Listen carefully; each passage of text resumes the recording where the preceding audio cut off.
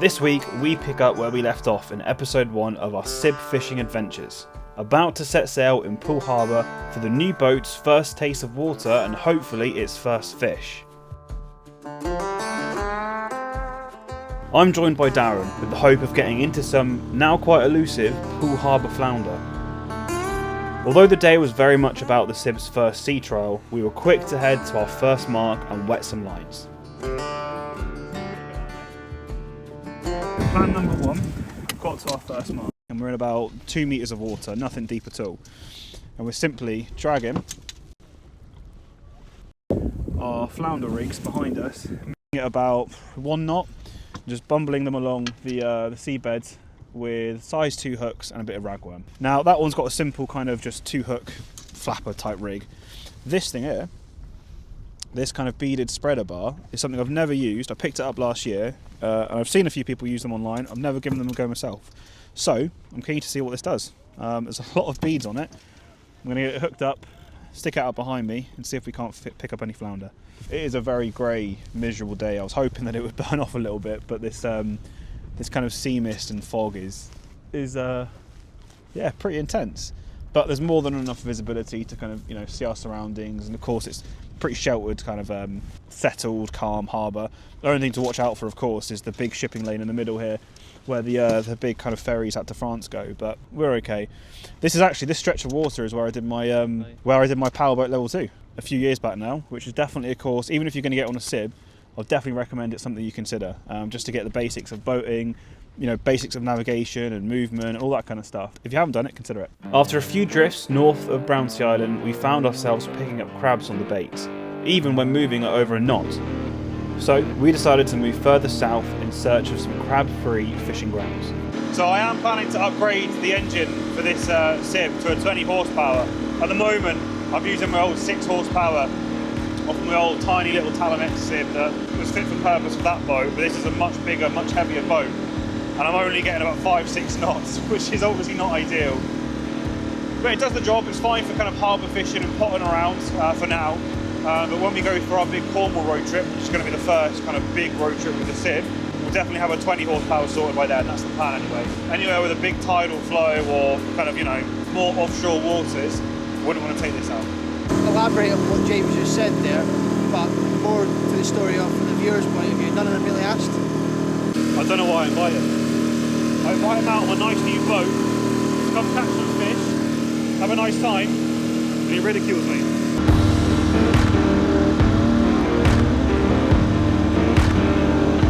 Well, it is a pretty miserable day, unfortunately, which wasn't really expected, or I didn't expect it anyway when I last looked at the forecast, but we'll deal with it. The fish don't mind the water. But yeah, Darren is here with me. You've got some fantastic news as well to bring to light. Had a bit of a lucky streak, I would say. Yeah, that's one way of saying it. Entered one of those buy some tickets for some fishing gear competitions. Wasn't expecting anything big really. Won a fishing rod to start with, so I thought, I'll carry on. Won some site credit, thought, I'll carry on. Got a deeper chirp too, sonar things, about 300 quid's worth of kit. You more for carping than for out here, but same principle as an echo sounder really. And then I thought I'll keep going, got some more site credit and won a £4 bait boat. A Carp Lounge RT7 V4 Pro. All the bells and whistles, but I think it's a bit overkill for what I want to do. I wouldn't really feel like I was fishing with that when I go carping, so trade it in for a cash alternative. So yeah, the luck is with him, and he is actually off, coming straight off a blank, unfortunately. The last session I had with him, which was Muddyford, you did blank, didn't you? Which, not ideal. But his luck is with him, so fingers crossed he does find some flounder or bass, but really the target is flounder, which they have been hard to come by from most reports and accounts that I've seen across most of the south coast actually, but definitely Poole Harbour. I have tried a few times for them here, but so far no luck.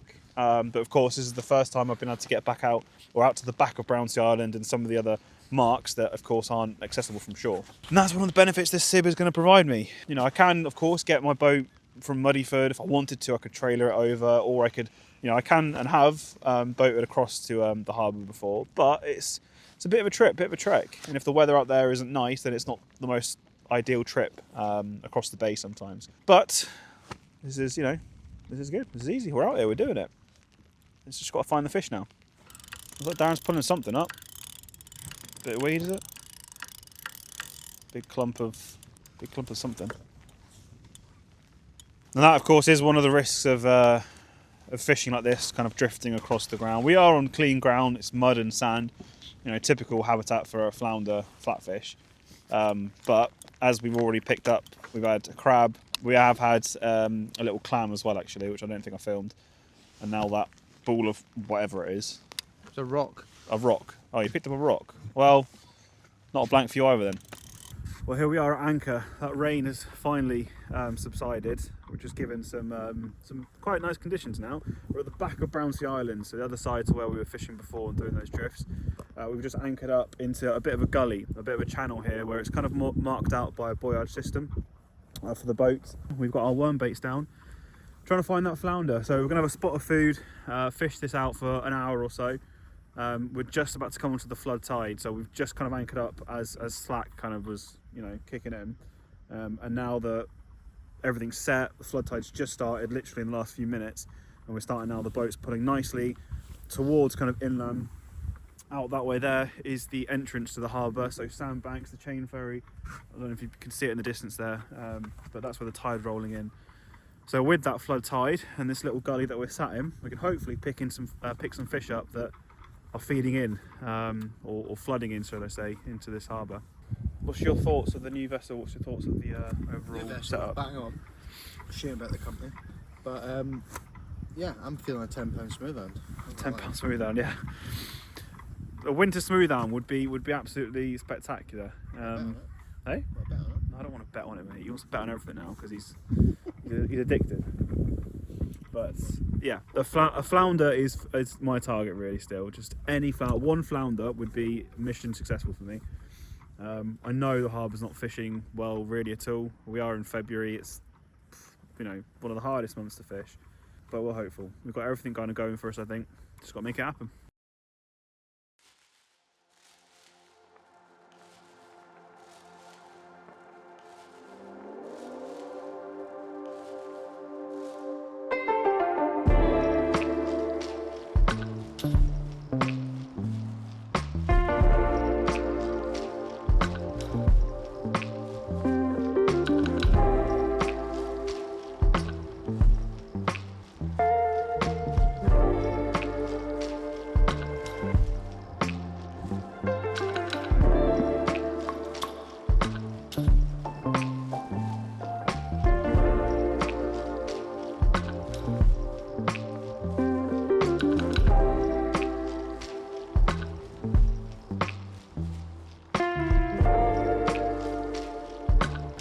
One issue at anchor here, oh, that one just fell off. We are picking up a lot of crabs and weed on this flood tide actually, so we might need to rethink this. I'm going to send this out one more time, but yeah, this might not work. Darren just brought up one as well. I had like 3 or 4 in here. We've been here for a little while now, not too long, but the crabs do seem to be here in numbers. Well, Darren just had a bite. Well, it looked like a bite. Actually, no crabs came up on that cast, did it? Which is a good sign, so maybe we'll stick it out a little bit longer. But a few reflections on, you know, the first time out on the SIB. It's first proper sea trial and first time on the water, actually first time getting wet. And I've got to say, I'm really pleased. I'm pleased I went for this size, for this model. It's just about, I think, manageable. You know, getting in the car and setting it up. It's not an easy job, I would say that, especially with kind of the aluminium floor and setting it all up. But the whole purpose of buying this and having this boat is for those bigger road trips, you know, to Cornwall, to Scotland that we've got planned. You know, we've got a proper, capable boat that we might be able to set. We might need to set up once, and then that's it for you know 4 or 5 days. In terms of the stability, really happy. I mean, it's more stable than, you know, the bigger boats, I have to say. Well, you've got a V kind of deck or a V-shaped hull. It's great, obviously, in the water when you're kind of going along. But having the 2 big sponsons in the water, it does offer really great stability. I mean, if I sway to side, it barely moves. I mean, I appreciate we're in a harbour and it's sheltered, there's no swell, there's no movement, but even so, really great platform to fish off and to be on. It feels secure, it feels safe, so happy with that. In terms of the overall space, I mean, for me and Darren, we've both been chatting. I asked him, you know, what's his thoughts too, and there's more than ample space for 2 fishermen. You know, I've got a station below me here where I've got my 2 rod holders. He's got a station up front, so you know we're not on top of each other. There's a space to move around, stand up, and all sorts. So overall, really pleased. There's already a few tweaks I think I want to make in terms of tidying things up. I mean, my wires coming out of my fish finder, you know, having somewhere to just kind of mount them up and put them out the way. Little tweaks. There's more rod holders I definitely want to get, camera mounts and such, but overall I'm pleased. The biggest change that I do want to make though, of course, is get that 20 horsepower on, because yeah, 5 or 6 knots is fine when you're doing harbour and estuary fishing, but not at sea. So there's still lots of crabs coming up on my casts, but I'm finding when I cast off the kind of starboard side of the boat, I'm into more of the crabs, which is actually the shallower side, and there's a little bit more weed on that side. So I'm going to actually change my cast to the port side and see if I get less crabs. But interestingly, which is probably worth showing, I have just pulled out a pregnant crab. Those are all eggs. Get it back gently.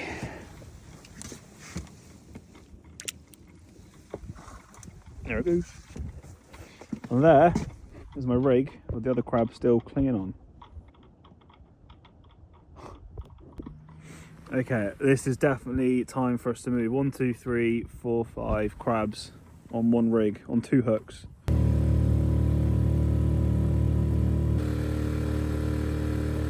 So yeah, we made the call to lift anchor and start doing some drift fishing again, because we were getting just crabbed out beyond belief. That was yeah, bringing 4 or 5 crabs up per rig per cast, which is just yeah, you can't fish through that. So we're back at drift, keeping those baits moving, which will hopefully keep the crabs off them. Also means, of course, we can cover more ground and try and find where the fish are. As I say, we're on the best part of the tide now. We've got the flood tide. So just a case of hoping they're here, hoping they're feeding, and if they are, finding them. Find them, feed them, fish them.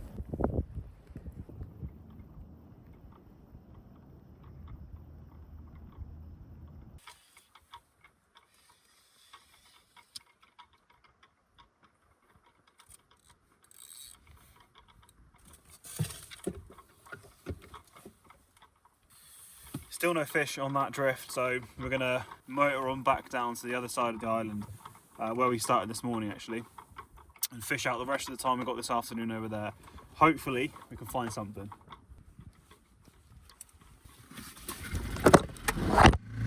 Well, it's certainly been one of those days so far. No fish, difficult, gloomy conditions. We've been crabbed out quite a bit, of course, but our last kind of ditch attempt to fish out the rest of this afternoon is in, as I say, other side of the island, where we've just motored over to, and we're in about 4 meters of water here, so a little bit deeper.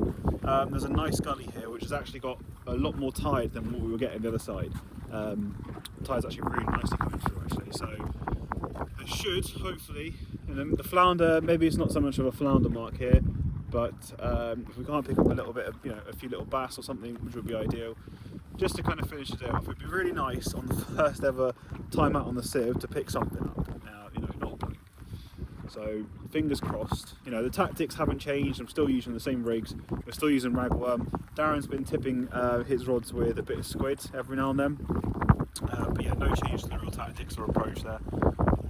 It's just yeah, just reality of winter fishing at the moment, of course.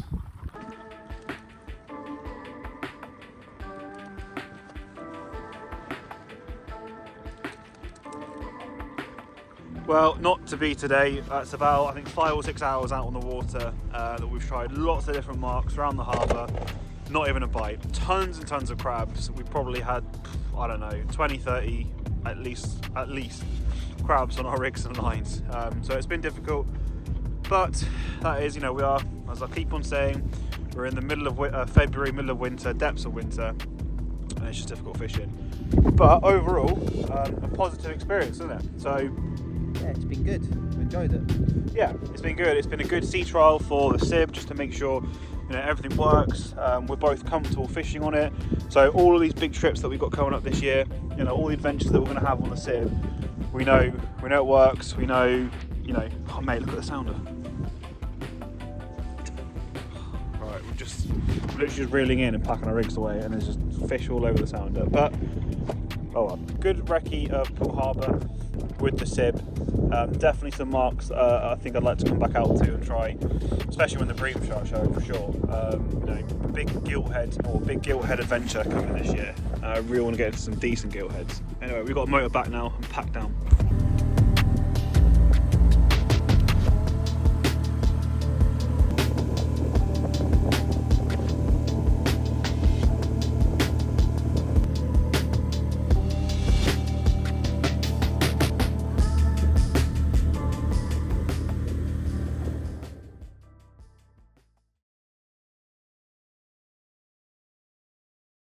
Well, welcome back down to Poole Harbour. That last session was a couple of weeks ago and it didn't feel right. I couldn't release the first proper fishing video of the SIB on a blank. So I'm back down and we're out to target some fish on what's a really calm, lovely day. We've had some big winds, some big stormy conditions over the last few days, lots of rainwater, so I think what we're going to do is venture out of the harbour into some deeper marks just outside the harbour entrance and try and find some fish. But it's just gone 7 AM, sunrise has just happened, and I've got a lot of sorting to do to set the SIB up. I've got Martin joining me, who was on the Chesil video from last time. So enough talking, let's get this ready and get out there. With some rejuvenated confidence and baits, we headed out of the harbour entrance, with the hope that some deeper marks would reward us with some fish.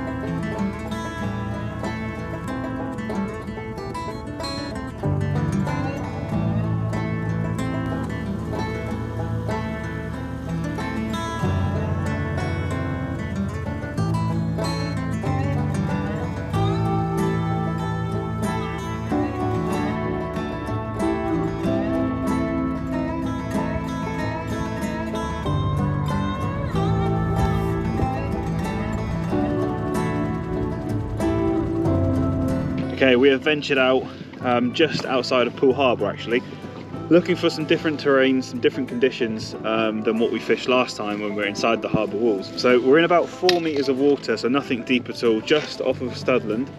We've got some rods out now, just with our exactly the same rigs as before actually, so beaded placed kind of drifting rigs with ragworm, and we're here to hopefully christen the boat with, fingers crossed, not a dogfish. That is the plan.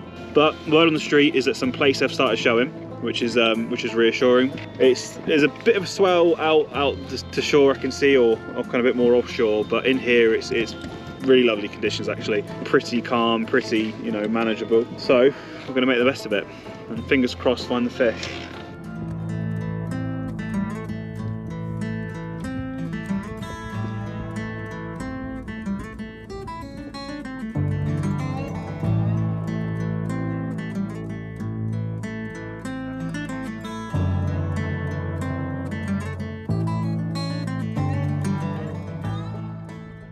So the thing with this kind of fishing, and I have to say it's probably one of my most favourite types of fishing to do, just this kind of gentle drifting along some clean ground, but it can be really hard to tell when you've got a fish on, because a bite can look very much like the weight just trembling along the bottom. But what I do like to do every now and then is just gently lift the rod up and feel if there's anything on there, if there's any weight or extra weight I should say, or anything flapping around, and then just put it back on the rod rest. To be honest, especially with plaice, when they can deep hook themselves, they will inhale that ragworm and that hook. You shouldn't need to worry, you know, you can finish your drift, check your rods, check your rigs to see if there's a fish on. You're unlikely to lose a fish if you drag it along and kind of drag it on the drift for a little bit. But what we have just seen is just literally right next to us, probably 20, 30 metres to the side, a commercial boat has just come and put its nets out, which not ideal because it's literally the patch that we're fishing, but hopefully it means someone else thinks there's fish here. So two sides to look at it, I guess. Right, no luck on that drift there, so we're going to motor over a little bit further east and see if we can find the fish there. There is a reef, there's a pool patch which a lot of people might know about that are local, that we kind of want to work our way towards, maybe anchor onto this afternoon. But on the way we'll do a few drifts, try and find some place in the meantime. So the move looks to be paying off. No fish landed yet, but Martin's rod on the far right hand side there just had a really definite bite. It was very positive. and we're seeing a fair few fish pass through on the fish finder down there. So we're in about 10 meters of water. So I think the you know, increasing it down to a deeper part of the ocean or the sea is paying off. We were about 4 meters before, and didn't seem to be too much going on. But I think it might be a matter of time before we get a fish on the before we christen the boat. Not to jinx it, of course, which I probably just have. Well, so far, still nothing to report, unfortunately. We've had two quite big drifts now.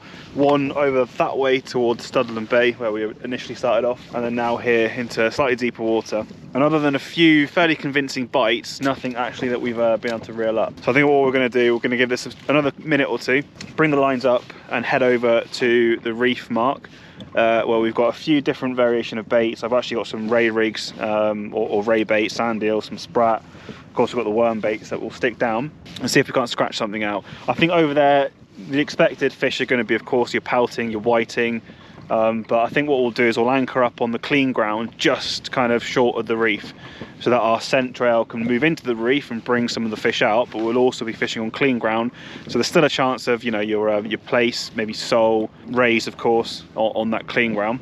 But I think it will probably give us a better chance to find something in this next kind of tide window that we've got. We're just about to enter into the ebb tide, although, or is it the flood tide? What are we in now? I can't remember. Correction, no, we're just about to enter the flood tide. We've just come to the bottom of the tide. So with that flood tide window, we can fish that out on anchor. It is tiny tide, so I don't think it'll make much of a difference.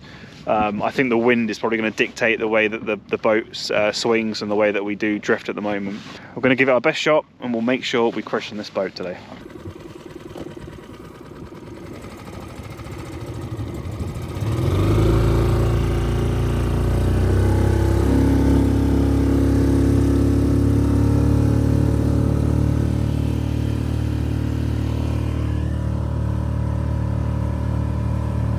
Right, well, anchor is set. We are on the reef mark in about 12 meters of water, I think, around here, so not too different to what we were before. But we are on clean ground with the reef sat behind us.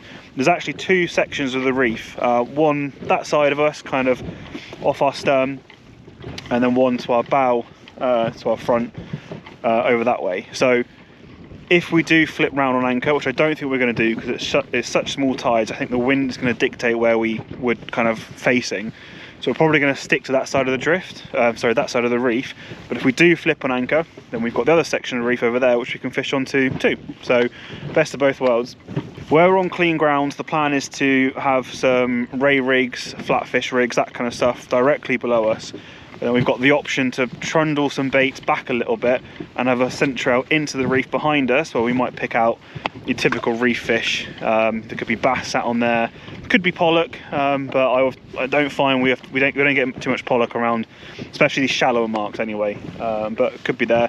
Wrasse, you could always pick up some wrasse, and if we're very lucky, we could find a little codling. But let's not go down that route too soon.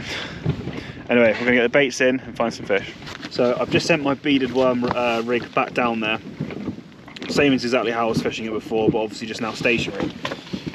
And I've got with me some sand eel and some red sprats actually, but a bag of sprats. And that is going to go on a very simple, about 6 foot long trace actually, with a 3/0 Coxon rule, what are they called? Surf and up tide hooks, I think they're called. And that's going to be pinned down to the bottom in the hope of a ray. Now we're not too far from kind of like sandbanks area, which of course you can find small eyes, and the odd blonde ray can turn up. And there's some really good ray marks out here, of course. So we're going to try and find them. But all I'm doing is exactly how you know we often fish them off the beach, off the shore, but top and tail them. And then if I was casting them, then I would probably use either a baiting needle or a bit of bait elastic. But I'm literally obviously dropping these down here, so they're not going to be flung through the air. So I'm just going to feed them onto the hook like you would a worm, like so. Nothing too posh, nothing too crazy or clean, But that will go down and hopefully catch me a ray. Huh? Oh, little eel. Hey, it's a fish. Oh no. Wow, we've christened the boat. Oh, he's off with a little strap eel. Martin said, oh no, as it comes up, and I'm pleased as pie, I am. That is the first fish. I wish he hadn't unhooked himself, to be honest, because he's now going to be impossible to get up. There we go. A little strap eel. We've christened the boat with caught fish. They exist. We can go home now. We can go home, let's pack up. Literally heard you. Oh no. Just to confirm, it's not a match. It's not. It is now, yeah. I'm one up into the match again. Alright, let's find some more.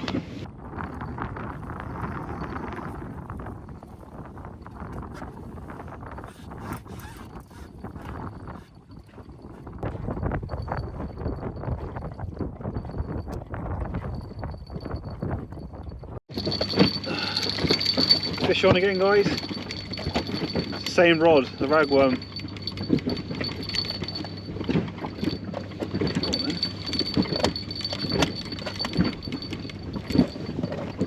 That's another eel. Same one before, I think. Oh, he's a little bit bigger actually.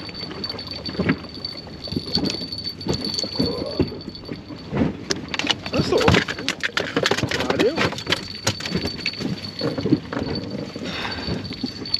Completely knotted up that rig. Right, got you. There we go. Another nice eel of a few pound or so. Nothing amazing, but I'll try and get them overboard again, and we'll get this rig down. But we're finally finding some fish, and they're not dogfish either. I don't actually mind catching eels. The tiny ones can be annoying, and they do wreck your rigs, but they're cool animals. There we go. Well, I didn't realise with that fish, the fish before actually, I lost my rig. It came off the clip. And when I brought that fish up, I've also snagged my lost rig and brought that up as well. The luck's in. Well, I'm pleased to say, unless Martin beats it anytime soon, that last conger is a boat record. It's you know, I can proudly say a conger of about, I don't know, £3 or whatever it was is the boat record. Carry on pest control, mate. I'm happy with that.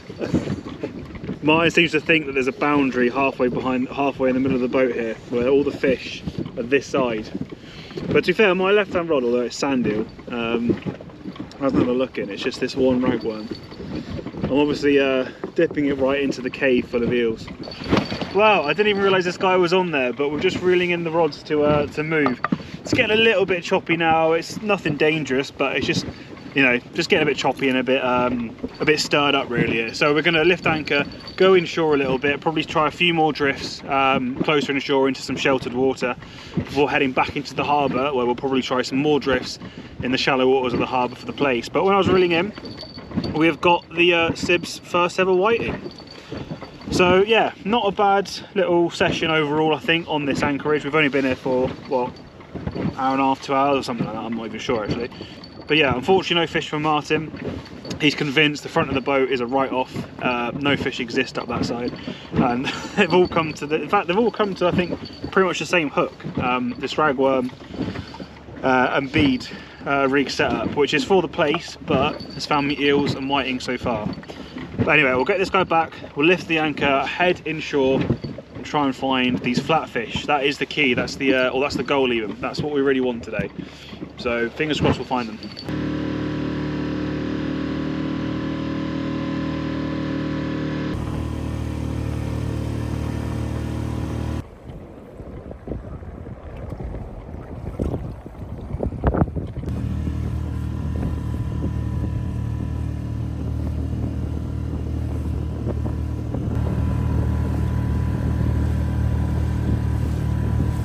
We retreated to the shelter of Poole Harbour.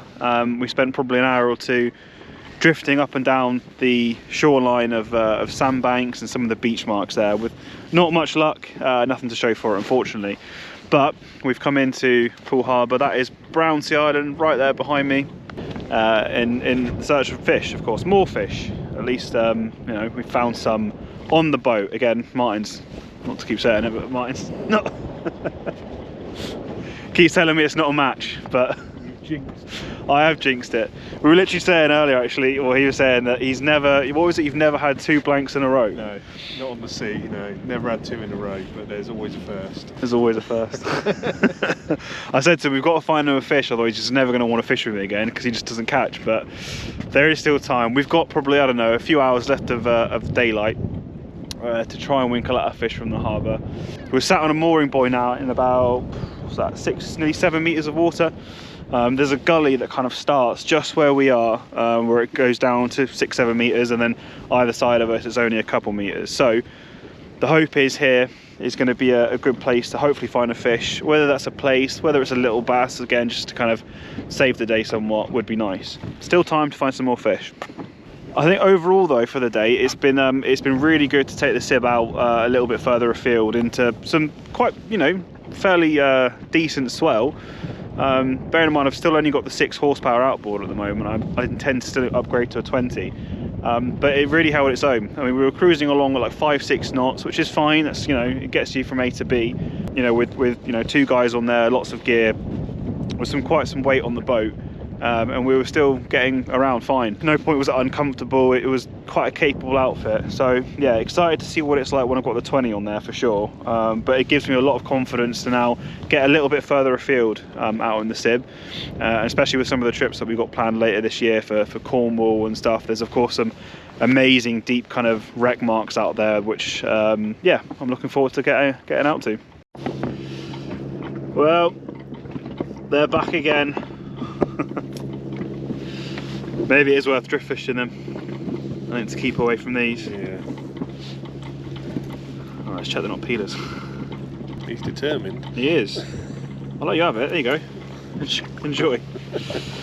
With the last hour of sunlight, we drifted the harbour, hoping to tick off more species for the boat and find Martin his first fish for the day. Fortunately, we were able to tick them both off. Ooh, that's tight. Oh yeah, that's on, I think. Go on, Martin. Here he is. Pulling out of the bag. Feel any weight? Yeah, something there. Yeah.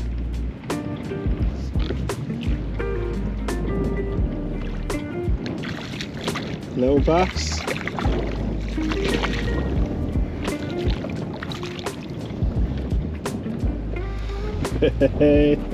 Told you, didn't I? Bass.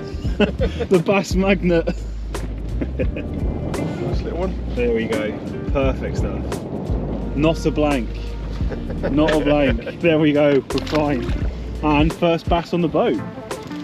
Well, there we go. So, after a lot of motoring around the harbour, trying different marks, we're definitely finding, well, we found 1 fish, but I think we had a few bites though, and 1 fish on the boat, where the deeper mark there, the deep channel, which I didn't really want to fish too much because it is the main ship channel where obviously a majority of ship traffic or boat traffic, and the big Condor ferry, which of course does come into the Poole Harbour, navigates through. So not an area I really want to spend too much time, but we are approaching dusk. There's hardly any ship traffic anyway, and it's producing fish. So that's where I think we're going to focus the rest of our time today. And we'll reset this drift and get some more.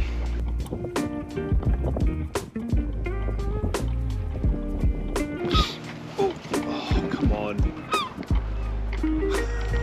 I can feel them. How the tides have changed. So this is the last drift, guys. This is the before we pack in or pack up and head in.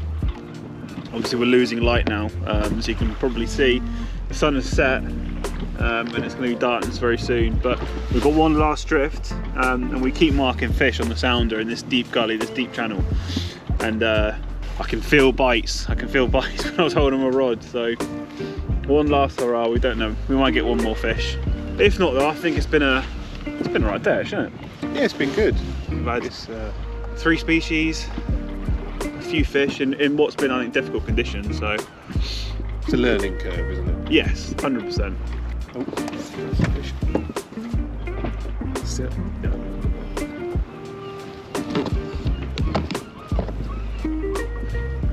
It's almost like they're attacking the beads or something. Yeah, that's exactly what I could feel them like hammering away at it, but then they just didn't connect. And it's more than likely really tiny little schooly bass. Yeah. If we've got big worm baits on, haven't we? So In the attempt for a monster. yeah. There's a big one in the shoal somewhere.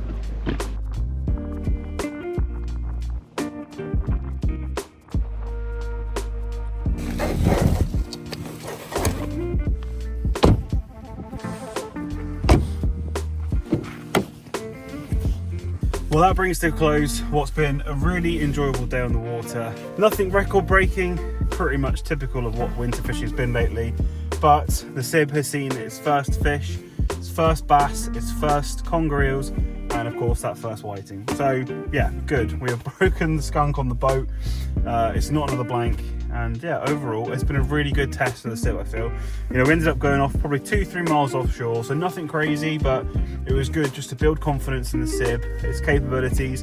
As I said, I only had a 6 horsepower engine on it, so we were kind of pootling along at like 5-6 knots at best, but still it held its own. So really excited to get the bigger engine on.